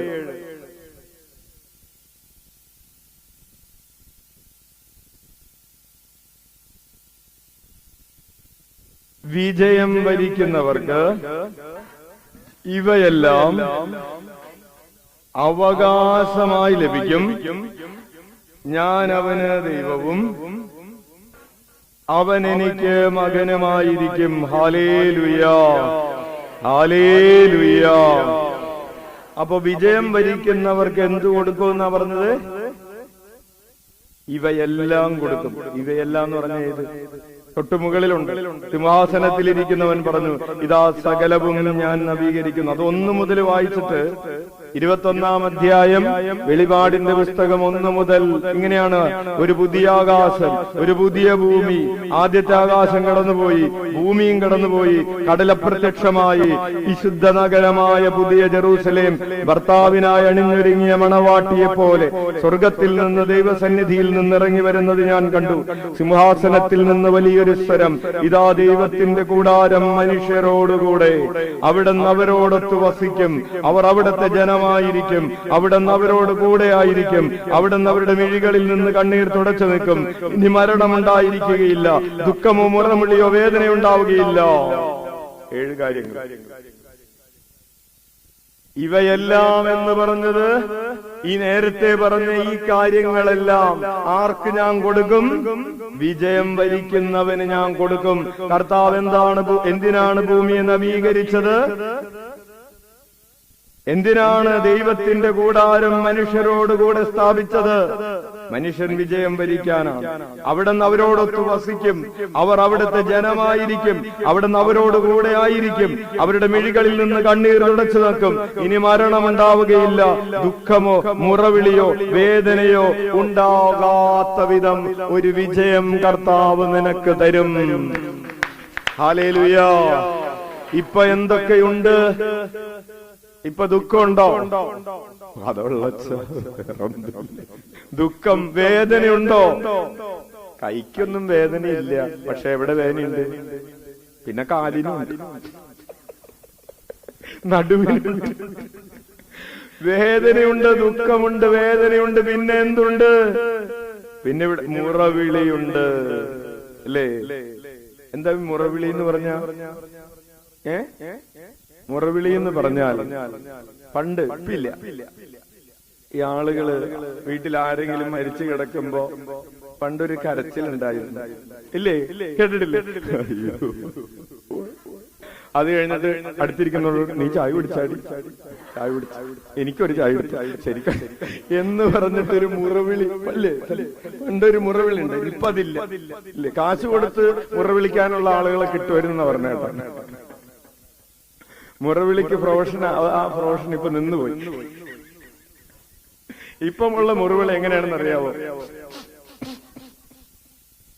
ഇങ്ങനെ വിഴുങ്ങി വിഴുങ്ങി വിഴുങ്ങി അവസാനം കണ്ണ് തള്ളി വരും, തൊണ്ടയിൽ മുഴയും വരും. ഹല്ലേലൂയ. മുറവിളി പുറത്ത് കേൾക്കാത്ത മുറവിളിയാ, ഇല്ലേ? കുറച്ചാൾ കഴിയുമ്പോ ബ്രസ്റ്റിൽ ഈ വിഴുങ്ങി വിഴുങ്ങി അത് മുഴയായിട്ട് വരും. ചോന്നൊന്നും പറയണ്ട, അങ്ങനെ തന്നെയാണ്. ഈ നിങ്ങൾ കരയാനുള്ളത് കരഞ്ഞില്ലെങ്കിൽ കുറച്ചാൾ കഴിയുമ്പോ കണ്ണ് തള്ളും, തൊണ്ട വീർക്കും, പിന്നെ അവിടെ ഇവിടെയൊക്കെ കാർസിനോമ അതൊക്കെ പറഞ്ഞു വരും. Hallelujah, hallelujah. അപ്പോൾ കർത്താവ് പറയാണ്, ഇനി കണ്ണുനീരുണ്ടാവുകയില്ല. കണ്ണുനീർ തുടച്ചു നീക്കും, മിഴികളിൽ നിന്ന് കണ്ണീർ തുടച്ചു നീക്കും. ഇനി മരണമുണ്ടാവുകയില്ല, ഇനിമേൽ ദുഃഖമോ മുറവിളിയോ വേദനയോ ഉണ്ടാവുകയില്ല, പഴയതെല്ലാം കടന്നുപോയി. എന്നിട്ട് പറയാണ് 7, വിജയം വരിക്കുന്നവന് ഞാൻ ഇവയെല്ലാം അവകാശമായി നൽകും. 5-ാമത്തെ വചനം, സിംഹാസനത്തിൽ ഇരിക്കുന്നവൻ പറഞ്ഞു, ഇതാ സകലവും ഞാൻ നവീകരിക്കുന്നു. അവൻ വീണ്ടും പറഞ്ഞു, ഈ വചനങ്ങൾ വിശ്വാസയോഗ്യവും സത്യവുമാണ്. പിന്നെ അവൻ എന്നോട് പറഞ്ഞു, സംഭവിച്ചു കഴിഞ്ഞു. ഞാൻ ആൽഫയും ഒമേഗയുമാണ്, ആദിയും അന്തവും. ദാഹിക്കുന്നവന് ജീവജലത്തിന്റെ ഉറവയിൽ നിന്ന് സൗജന്യമായി ഞാൻ കൊടുക്കും. വിജയം വരിക്കുന്നതിന് ഇവയെല്ലാം അവകാശമായി നൽകും. ഉച്ചത്തിൽ വിളിക്കാം, ഈശോയേ, ഈശോയേ. കിരീടമാർക്കുള്ളതാണ്? വിജയം വരിക്കുന്നവനുള്ളതാണ്. നമ്മൾ വിജയം വരിക്കണമെന്ന് ദൈവം ആഗ്രഹിക്കുന്നു. ഞാൻ, എന്റെ പ്രിയപ്പെട്ടവർ, എല്ലാ മനുഷ്യരും ഈ അവകാശം കർത്താവ് പറഞ്ഞിട്ടുള്ളത്, വെളിപാടിന്റെ പുസ്തകത്തിൽ വാഗ്ദാനം ചെയ്തിട്ടുള്ളതെല്ലാം എല്ലാവർക്കും ലഭിക്കണമെന്ന് ആഗ്രഹിച്ചുച്ചതിൽ വിളിച്ചേ. എല്ലാവരും വിജയം വരിക്കണമെന്ന് ആഗ്രഹിച്ച് വിളിച്ചേ. എല്ലാവരും നിത്യജീവൻ എന്ന് പറയുന്ന വിജയത്തിലേക്ക് പ്രവേശിക്കണമെന്ന് ആഗ്രഹിച്ചു വിളിച്ചേ. Hallelujah, hallelujah. ഒരു ഭാര്യ, ഒരമ്മ തന്റെ മരിക്കാൻ കിടന്നപ്പോ ഒരാഗ്രഹം പറഞ്ഞു. നമ്മൾ പറഞ്ഞില്ലേ, അവസാനത്തെ ആഗ്രഹം എന്നൊക്കെ പറയില്ലേ? അമ്മക്ക് വല്ല ആഗ്രഹമുണ്ട്.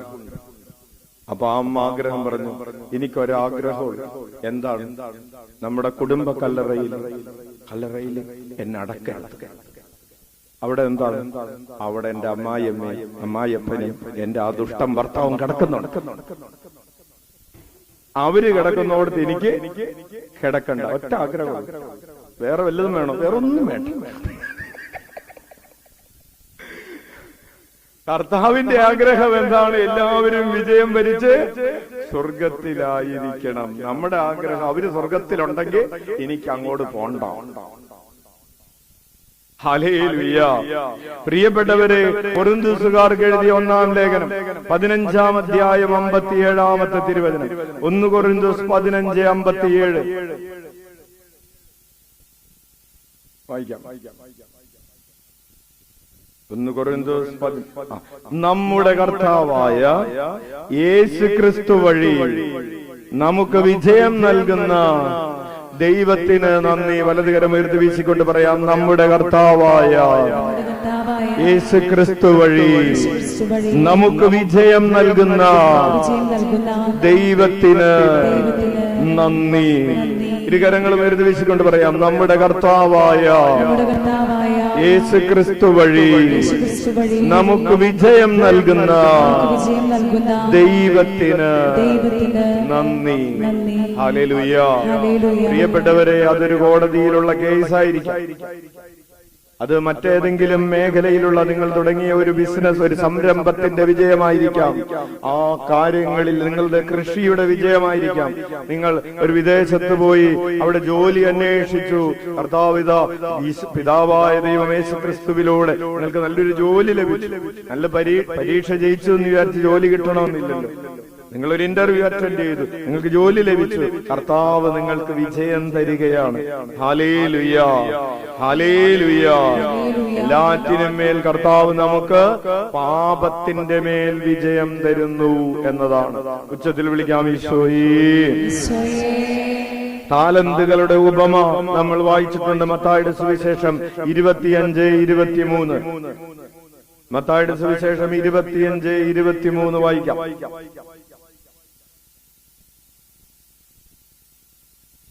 യജമാനൻ പറഞ്ഞു, കൊള്ളാം, നല്ലവനും വിശ്വസ്തനുമായ ഭൃത്യാ, അല്പകാര്യങ്ങളിൽ വിശ്വസ്തനായിരുന്നതിനാൽ അനേക കാര്യങ്ങൾ നിന്നെ ഞാൻ ഭരമേൽപ്പിക്കും. നിന്റെ യജമാനന്റെ സന്തോഷത്തിലേക്ക് നീ പ്രവേശിക്കുക. കരമടിച്ചു നന്ദി പറയാം. വലത് കരമുയർത്തി വീശിക്കൊണ്ട് പറയാം, കൊള്ളാം, നല്ലവനും വിശ്വസ്തനുമായ ഭൃത്യാ, അല്പകാര്യങ്ങളിൽ വിശ്വസ്തനായിരുന്നതിനാൽ അനേക കാര്യങ്ങൾ നിന്നെ ഞാൻ ഭരമേൽപ്പിക്കും. നിന്റെ യജമാനന്റെ സന്തോഷത്തിലേക്ക് നീ പ്രവേശിക്കുക. ഹല്ലേലൂയ. അച്ഛൻ ചോദിക്കട്ടെ, ഈ യജമാനന് സന്തോഷം ഉണ്ടാകാനുള്ള കാരണം എന്താണ്?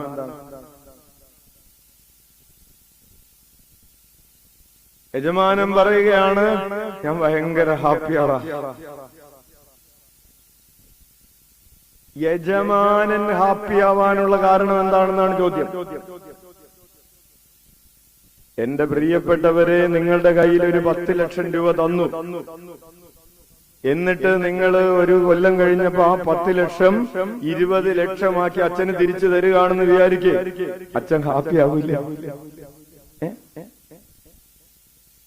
നിങ്ങൾക്കൊരു സന്തോഷമില്ല. നിങ്ങൾ 10 ലക്ഷം അച്ഛന്റെ കയ്യിൽ തന്നെന്ന് വിചാരിക്കുക, അച്ഛൻ 2 ആഴ്ച കഴിഞ്ഞപ്പോ 20 ലക്ഷം തിരിച്ചു തന്നെന്ന് വിചാരിക്കുക, നിങ്ങൾ ഹാപ്പി ആവില്ലേ? ഇപ്പൊ ശരിയായി. ഹല്ലേലൂയ. അതായത് 50,000 രൂപ വിലയുള്ള ഒരു സ്കൂട്ടറെ 25,000 രൂപ കൊടുത്തപ്പോ നിങ്ങൾക്ക് കിട്ടിയെന്ന് വിചാരിക്കും, നിങ്ങൾ എന്താവും? ഹാപ്പി ആവില്ലേ? അങ്ങനെ കുറെ കാശ് പോയില്ലേ? ഇവിടെ വന്ന് പ്രിയപ്പെട്ടവരെ, അച്ഛൻ 2 കൊല്ലം മുമ്പ്, 3 കൊല്ലം മുമ്പ്, 4 കൊല്ലം മുമ്പ് എന്നാണ് തുടങ്ങിയത്, ഏകദേശം 4 കൊല്ലം മുമ്പ് തുടങ്ങി അല്ലെ? അന്ന് ഇവിടെ വന്ന് പകുതി വിലക്ക് കിട്ടും, കാശ് കൊടുക്കട്ടെ എന്ന് ചോദിച്ചപ്പോ അച്ഛൻ കൊടുക്കണ്ട എന്ന് പറഞ്ഞവരുണ്ട്, എന്നിട്ടും കൊടുത്തവരുണ്ട്. അച്ഛൻ കാറ് കിട്ടും, കൊടുത്തോട്ടെ. വേണ്ട ചേച്ചി, കിട്ടൂല്ല ചേച്ചി, ആ കാശ് പോവും. പിന്നത്തെ ആഴ്ച വന്നിട്ട് അച്ഛൻ ഞങ്ങൾ കൊടുത്തട്ടാ, അച്ഛൻ ഇനി അത് കിട്ടാൻ പ്രാർത്ഥിക്കണം. മനസ്സില്ല. പകുതി വിലക്ക് 10 ലക്ഷം രൂപയുടെ കാറ് 5 ലക്ഷം രൂപക്ക് കിട്ടുമെന്ന് പറഞ്ഞിട്ട് ഇവര് മാത്രമല്ല കൊടുത്തത്, അവരയൽവക്കക്കാരും ബന്ധുക്കളും ഒക്കെ വിളിച്ചിട്ട് വേഗം തീരാൻ പോവുകയാണ്, വേഗം എല്ലാവർക്കും കൊടുത്തോന്ന് പറഞ്ഞ് പലരെയും മേടിച്ചു കൊടുത്തു. അങ്ങനെ ഒരു 10-70 ലക്ഷം രൂപ ഇവര് വഴി അവർക്ക് കിട്ടി.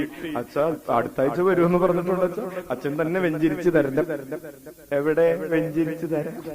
കിട്ടിയില്ല എല്ലാവർക്കും പകുതി വിലക്ക്. പ്രിയപ്പെട്ടവരെ, നമുക്ക് അച്ഛനോട് വന്ന് പറഞ്ഞായിരുന്നു ഒരാള്, അച്ഛന് ഡോൺ ബോസ്കോ കോളേജ് വഴി പകുതി വിലക്ക് ഒരു ബൊളോറ തരാനായിട്ട് അച്ഛന്മാരെ കണ്ടെന്ന് പറഞ്ഞ പകുതി വിലക്ക് ബൊളോറ കിട്ടും. അച്ഛൻ പറഞ്ഞു, അച്ഛന് ബൊളോറ വേണ്ട, ഇവിടെ ഒരു വാഗണർ ഉണ്ട്, അത് മതി, അത് എന്നെ ഓട്ടമില്ല. Hallelujah, hallelujah. പ്രിയപ്പെട്ടവരെ, നമുക്ക് കർത്താവാണ് വിജയം തരുന്നത്. പറഞ്ഞു വരുന്നത്, നമ്മൾ കർത്താവിന്റെ തിരുസന്നിധിയിൽ കർത്താവിന് വേണ്ടി നമ്മൾ അധ്വാനിച്ചതിനെ ഓർത്ത് ദൈവം സന്തോഷിക്കുന്നു. നമ്മുടെ ജീവിതത്തിലെ വിജയം എന്ന് പറഞ്ഞാൽ അത് നമ്മൾ ദൈവരാജ്യത്തിന് വേണ്ടി അധ്വാനിച്ച് നേടിയതാണ് നമ്മുടെ വിജയമെന്ന് പറയുന്നത്. എല്ലാ മനുഷ്യരും ദൈവരാജ്യത്തിന് വേണ്ടി അധ്വാനിച്ച് വിജയം നേടണമെന്ന് ദൈവം ആഗ്രഹിക്കുന്നു. ഉച്ചത്തിൽ വിളിക്കാം, ഈശോയേ,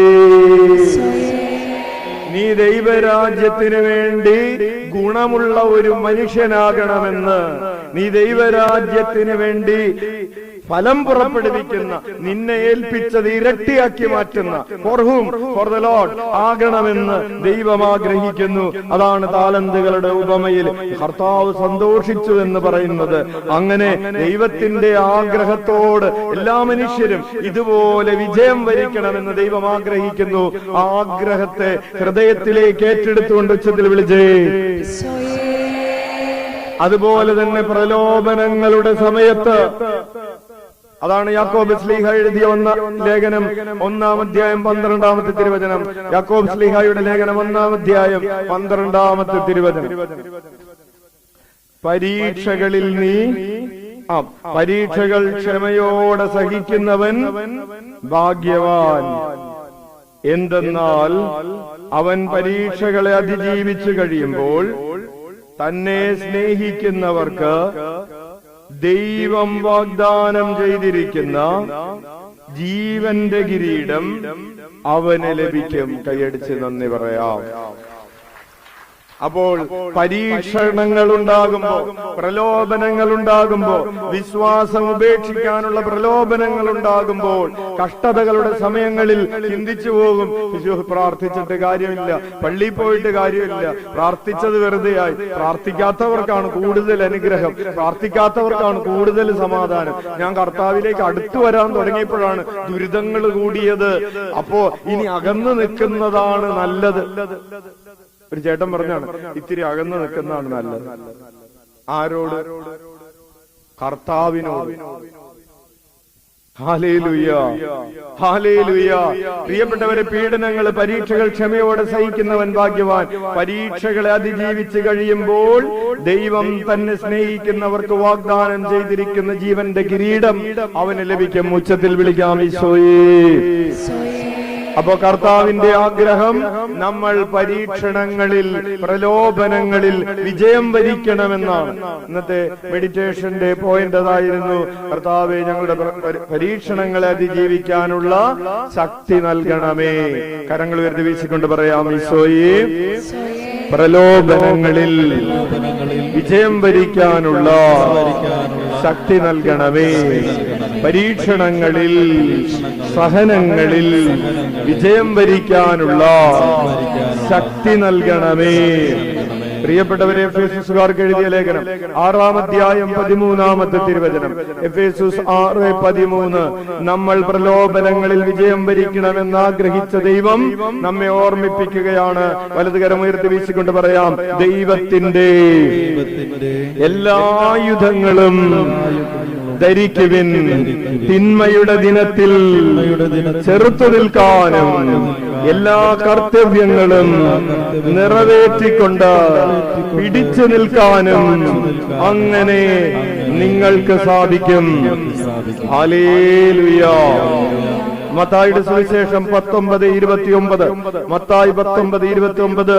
എന്റെ നാമത്തെ പ്രതി ഭവനത്തെയോ സഹോദരന്മാരെയോ സഹോദരികളെയോ പിതാവിനെയോ മാതാവിനെയോ മക്കളെയോ വയലുകളെയോ പരിത്യജിക്കുന്ന ഏതൊരുവനും 100 ഇരട്ടി ലഭിക്കും. അവൻ നിത്യജീവൻ അവകാശമാക്കി മാറ്റും. ഹല്ലേലൂയ. അതായത് ആത്മപരിത്യാഗത്തിന്റെ വഴിയിൽ നീ വിജയം വരിക്കണമെന്ന് ദൈവം ആഗ്രഹിക്കുന്നു. ഉച്ചത്തിൽ വിളിക്കാം, ഈശോയേ. നിന്നെ തന്നെ പരിത്യജിക്കുന്നതിൽ, ഈ ലോകത്തെ പരിത്യജിക്കുന്നതിൽ നീ വിജയം വരിക്കണം. വലതുകരം ഉയർത്തി വീശിക്കൊണ്ട് പറയാം, എന്റെ നാമത്തെ പ്രതി ഭവനത്തെയോ സഹോദരന്മാരെയോ സഹോദരികളെയോ പിതാവിനെയോ മാതാവിനെയോ മക്കളെയോ വയലുകളെയോ പരിത്യജിക്കുന്ന ഏതൊരുവനും 100 ഇരട്ടി ലഭിക്കും. അവൻ നിത്യജീവൻ അവകാശമാക്കുകയും ചെയ്യും. Hallelujah, hallelujah. പ്രിയപ്പെട്ടവരെ, അങ്ങനെ ജീവിതത്തിന്റെ സമസ്ത മേഖലകളിലും എല്ലാ മനുഷ്യരും തന്നെ കാത്തിരിക്കുന്നവർ, തന്റെ ഭക്തർ വിജയം വരിക്കണമെന്ന് ദൈവം ആഗ്രഹിക്കുന്നു. ഉച്ചത്തിൽ വിളിക്കാം. നമ്മൾ തോൽക്കണമെന്ന് ആഗ്രഹിക്കുന്ന ഒരു ദൈവമല്ല, ഒരു ദൈവത്തെ അല്ല നമ്മൾ ആരാധിക്കുന്നത്. ഈശോയേ, നമ്മുടെ ജീവിതത്തിലെല്ലാം നന്മയായി മാറണമെന്ന് ആഗ്രഹിക്കുന്ന കർത്താവിനെയാണ് നമ്മൾ വിളിക്കുന്നത്. തന്നെ കാത്തിരിക്കുന്നവർക്ക് വേണ്ടി അധ്വാനിക്കുന്നവനെയാണ് നമ്മൾ ആരാധിക്കുന്നത്. തന്നെ കാത്തിരിക്കുന്നവർക്ക് അവിടുന്ന് നല്ലവനാണ്, അവിടുന്ന് വിജയം നൽകുന്നവനാണ്, അവിടുന്ന് വളർത്തുന്നവനാണ്. എന്റെ ഈശോ എന്നെ ഉയർത്തുന്നവനാണ്. എനിക്ക് നന്മയുണ്ടാകണമെന്ന് ഞാൻ ആഗ്രഹിക്കുന്നതിനേക്കാൾ കൂടുതൽ അത് ആഗ്രഹിക്കുന്നവനാണ്. ഞാൻ സൗഖ്യം പ്രാപിക്കണമെന്ന് എന്റെ ഈശോ ആഗ്രഹിക്കുന്നു. ഞാൻ ഐശ്വര്യം പ്രാപിക്കണമെന്ന് ഈശോ ആഗ്രഹിക്കുന്നു. എന്റെ ബിസിനസ് വളരണമെന്ന് ഈശോ ആഗ്രഹിക്കുന്നു. എന്റെ കാർഷിക മേഖല, എന്റെ കൃഷി മെച്ചപ്പെടണമെന്ന് ഈശോ ആഗ്രഹിക്കുന്നു. എന്റെ ദാമ്പത്യ ജീവിതം വിജയകരമായി മാറണമെന്ന് ഈശോ ആഗ്രഹിക്കുന്നു. എന്റെ കുടുംബ ജീവിതം വിജയിക്കണമെന്ന് ഈശോ ആഗ്രഹിക്കുന്നു. എന്റെ പൗരോഹിത്യം, എന്റെ സന്യാസ ജീവിതം വിജയിക്കണമെന്ന് ഈശോ ആഗ്രഹിക്കുന്നു. തിരുസഭ വിജയിക്കണമെന്ന് ഈശോ ആഗ്രഹിക്കുന്നു. പൗരോഹിത്യം വിജയിക്കണമെന്ന് ഈശോ ആഗ്രഹിക്കുന്നു. ദൈവരാജ്യ നിർമ്മിതിയും പ്രേക്ഷിത പ്രവർത്തനങ്ങളും വിജയിക്കണമെന്ന് ഈശോ ആഗ്രഹിക്കുന്നു. കുഞ്ഞേ, നീ വിജയിക്കണമെന്ന് ഈശോ ആഗ്രഹിക്കുന്നു.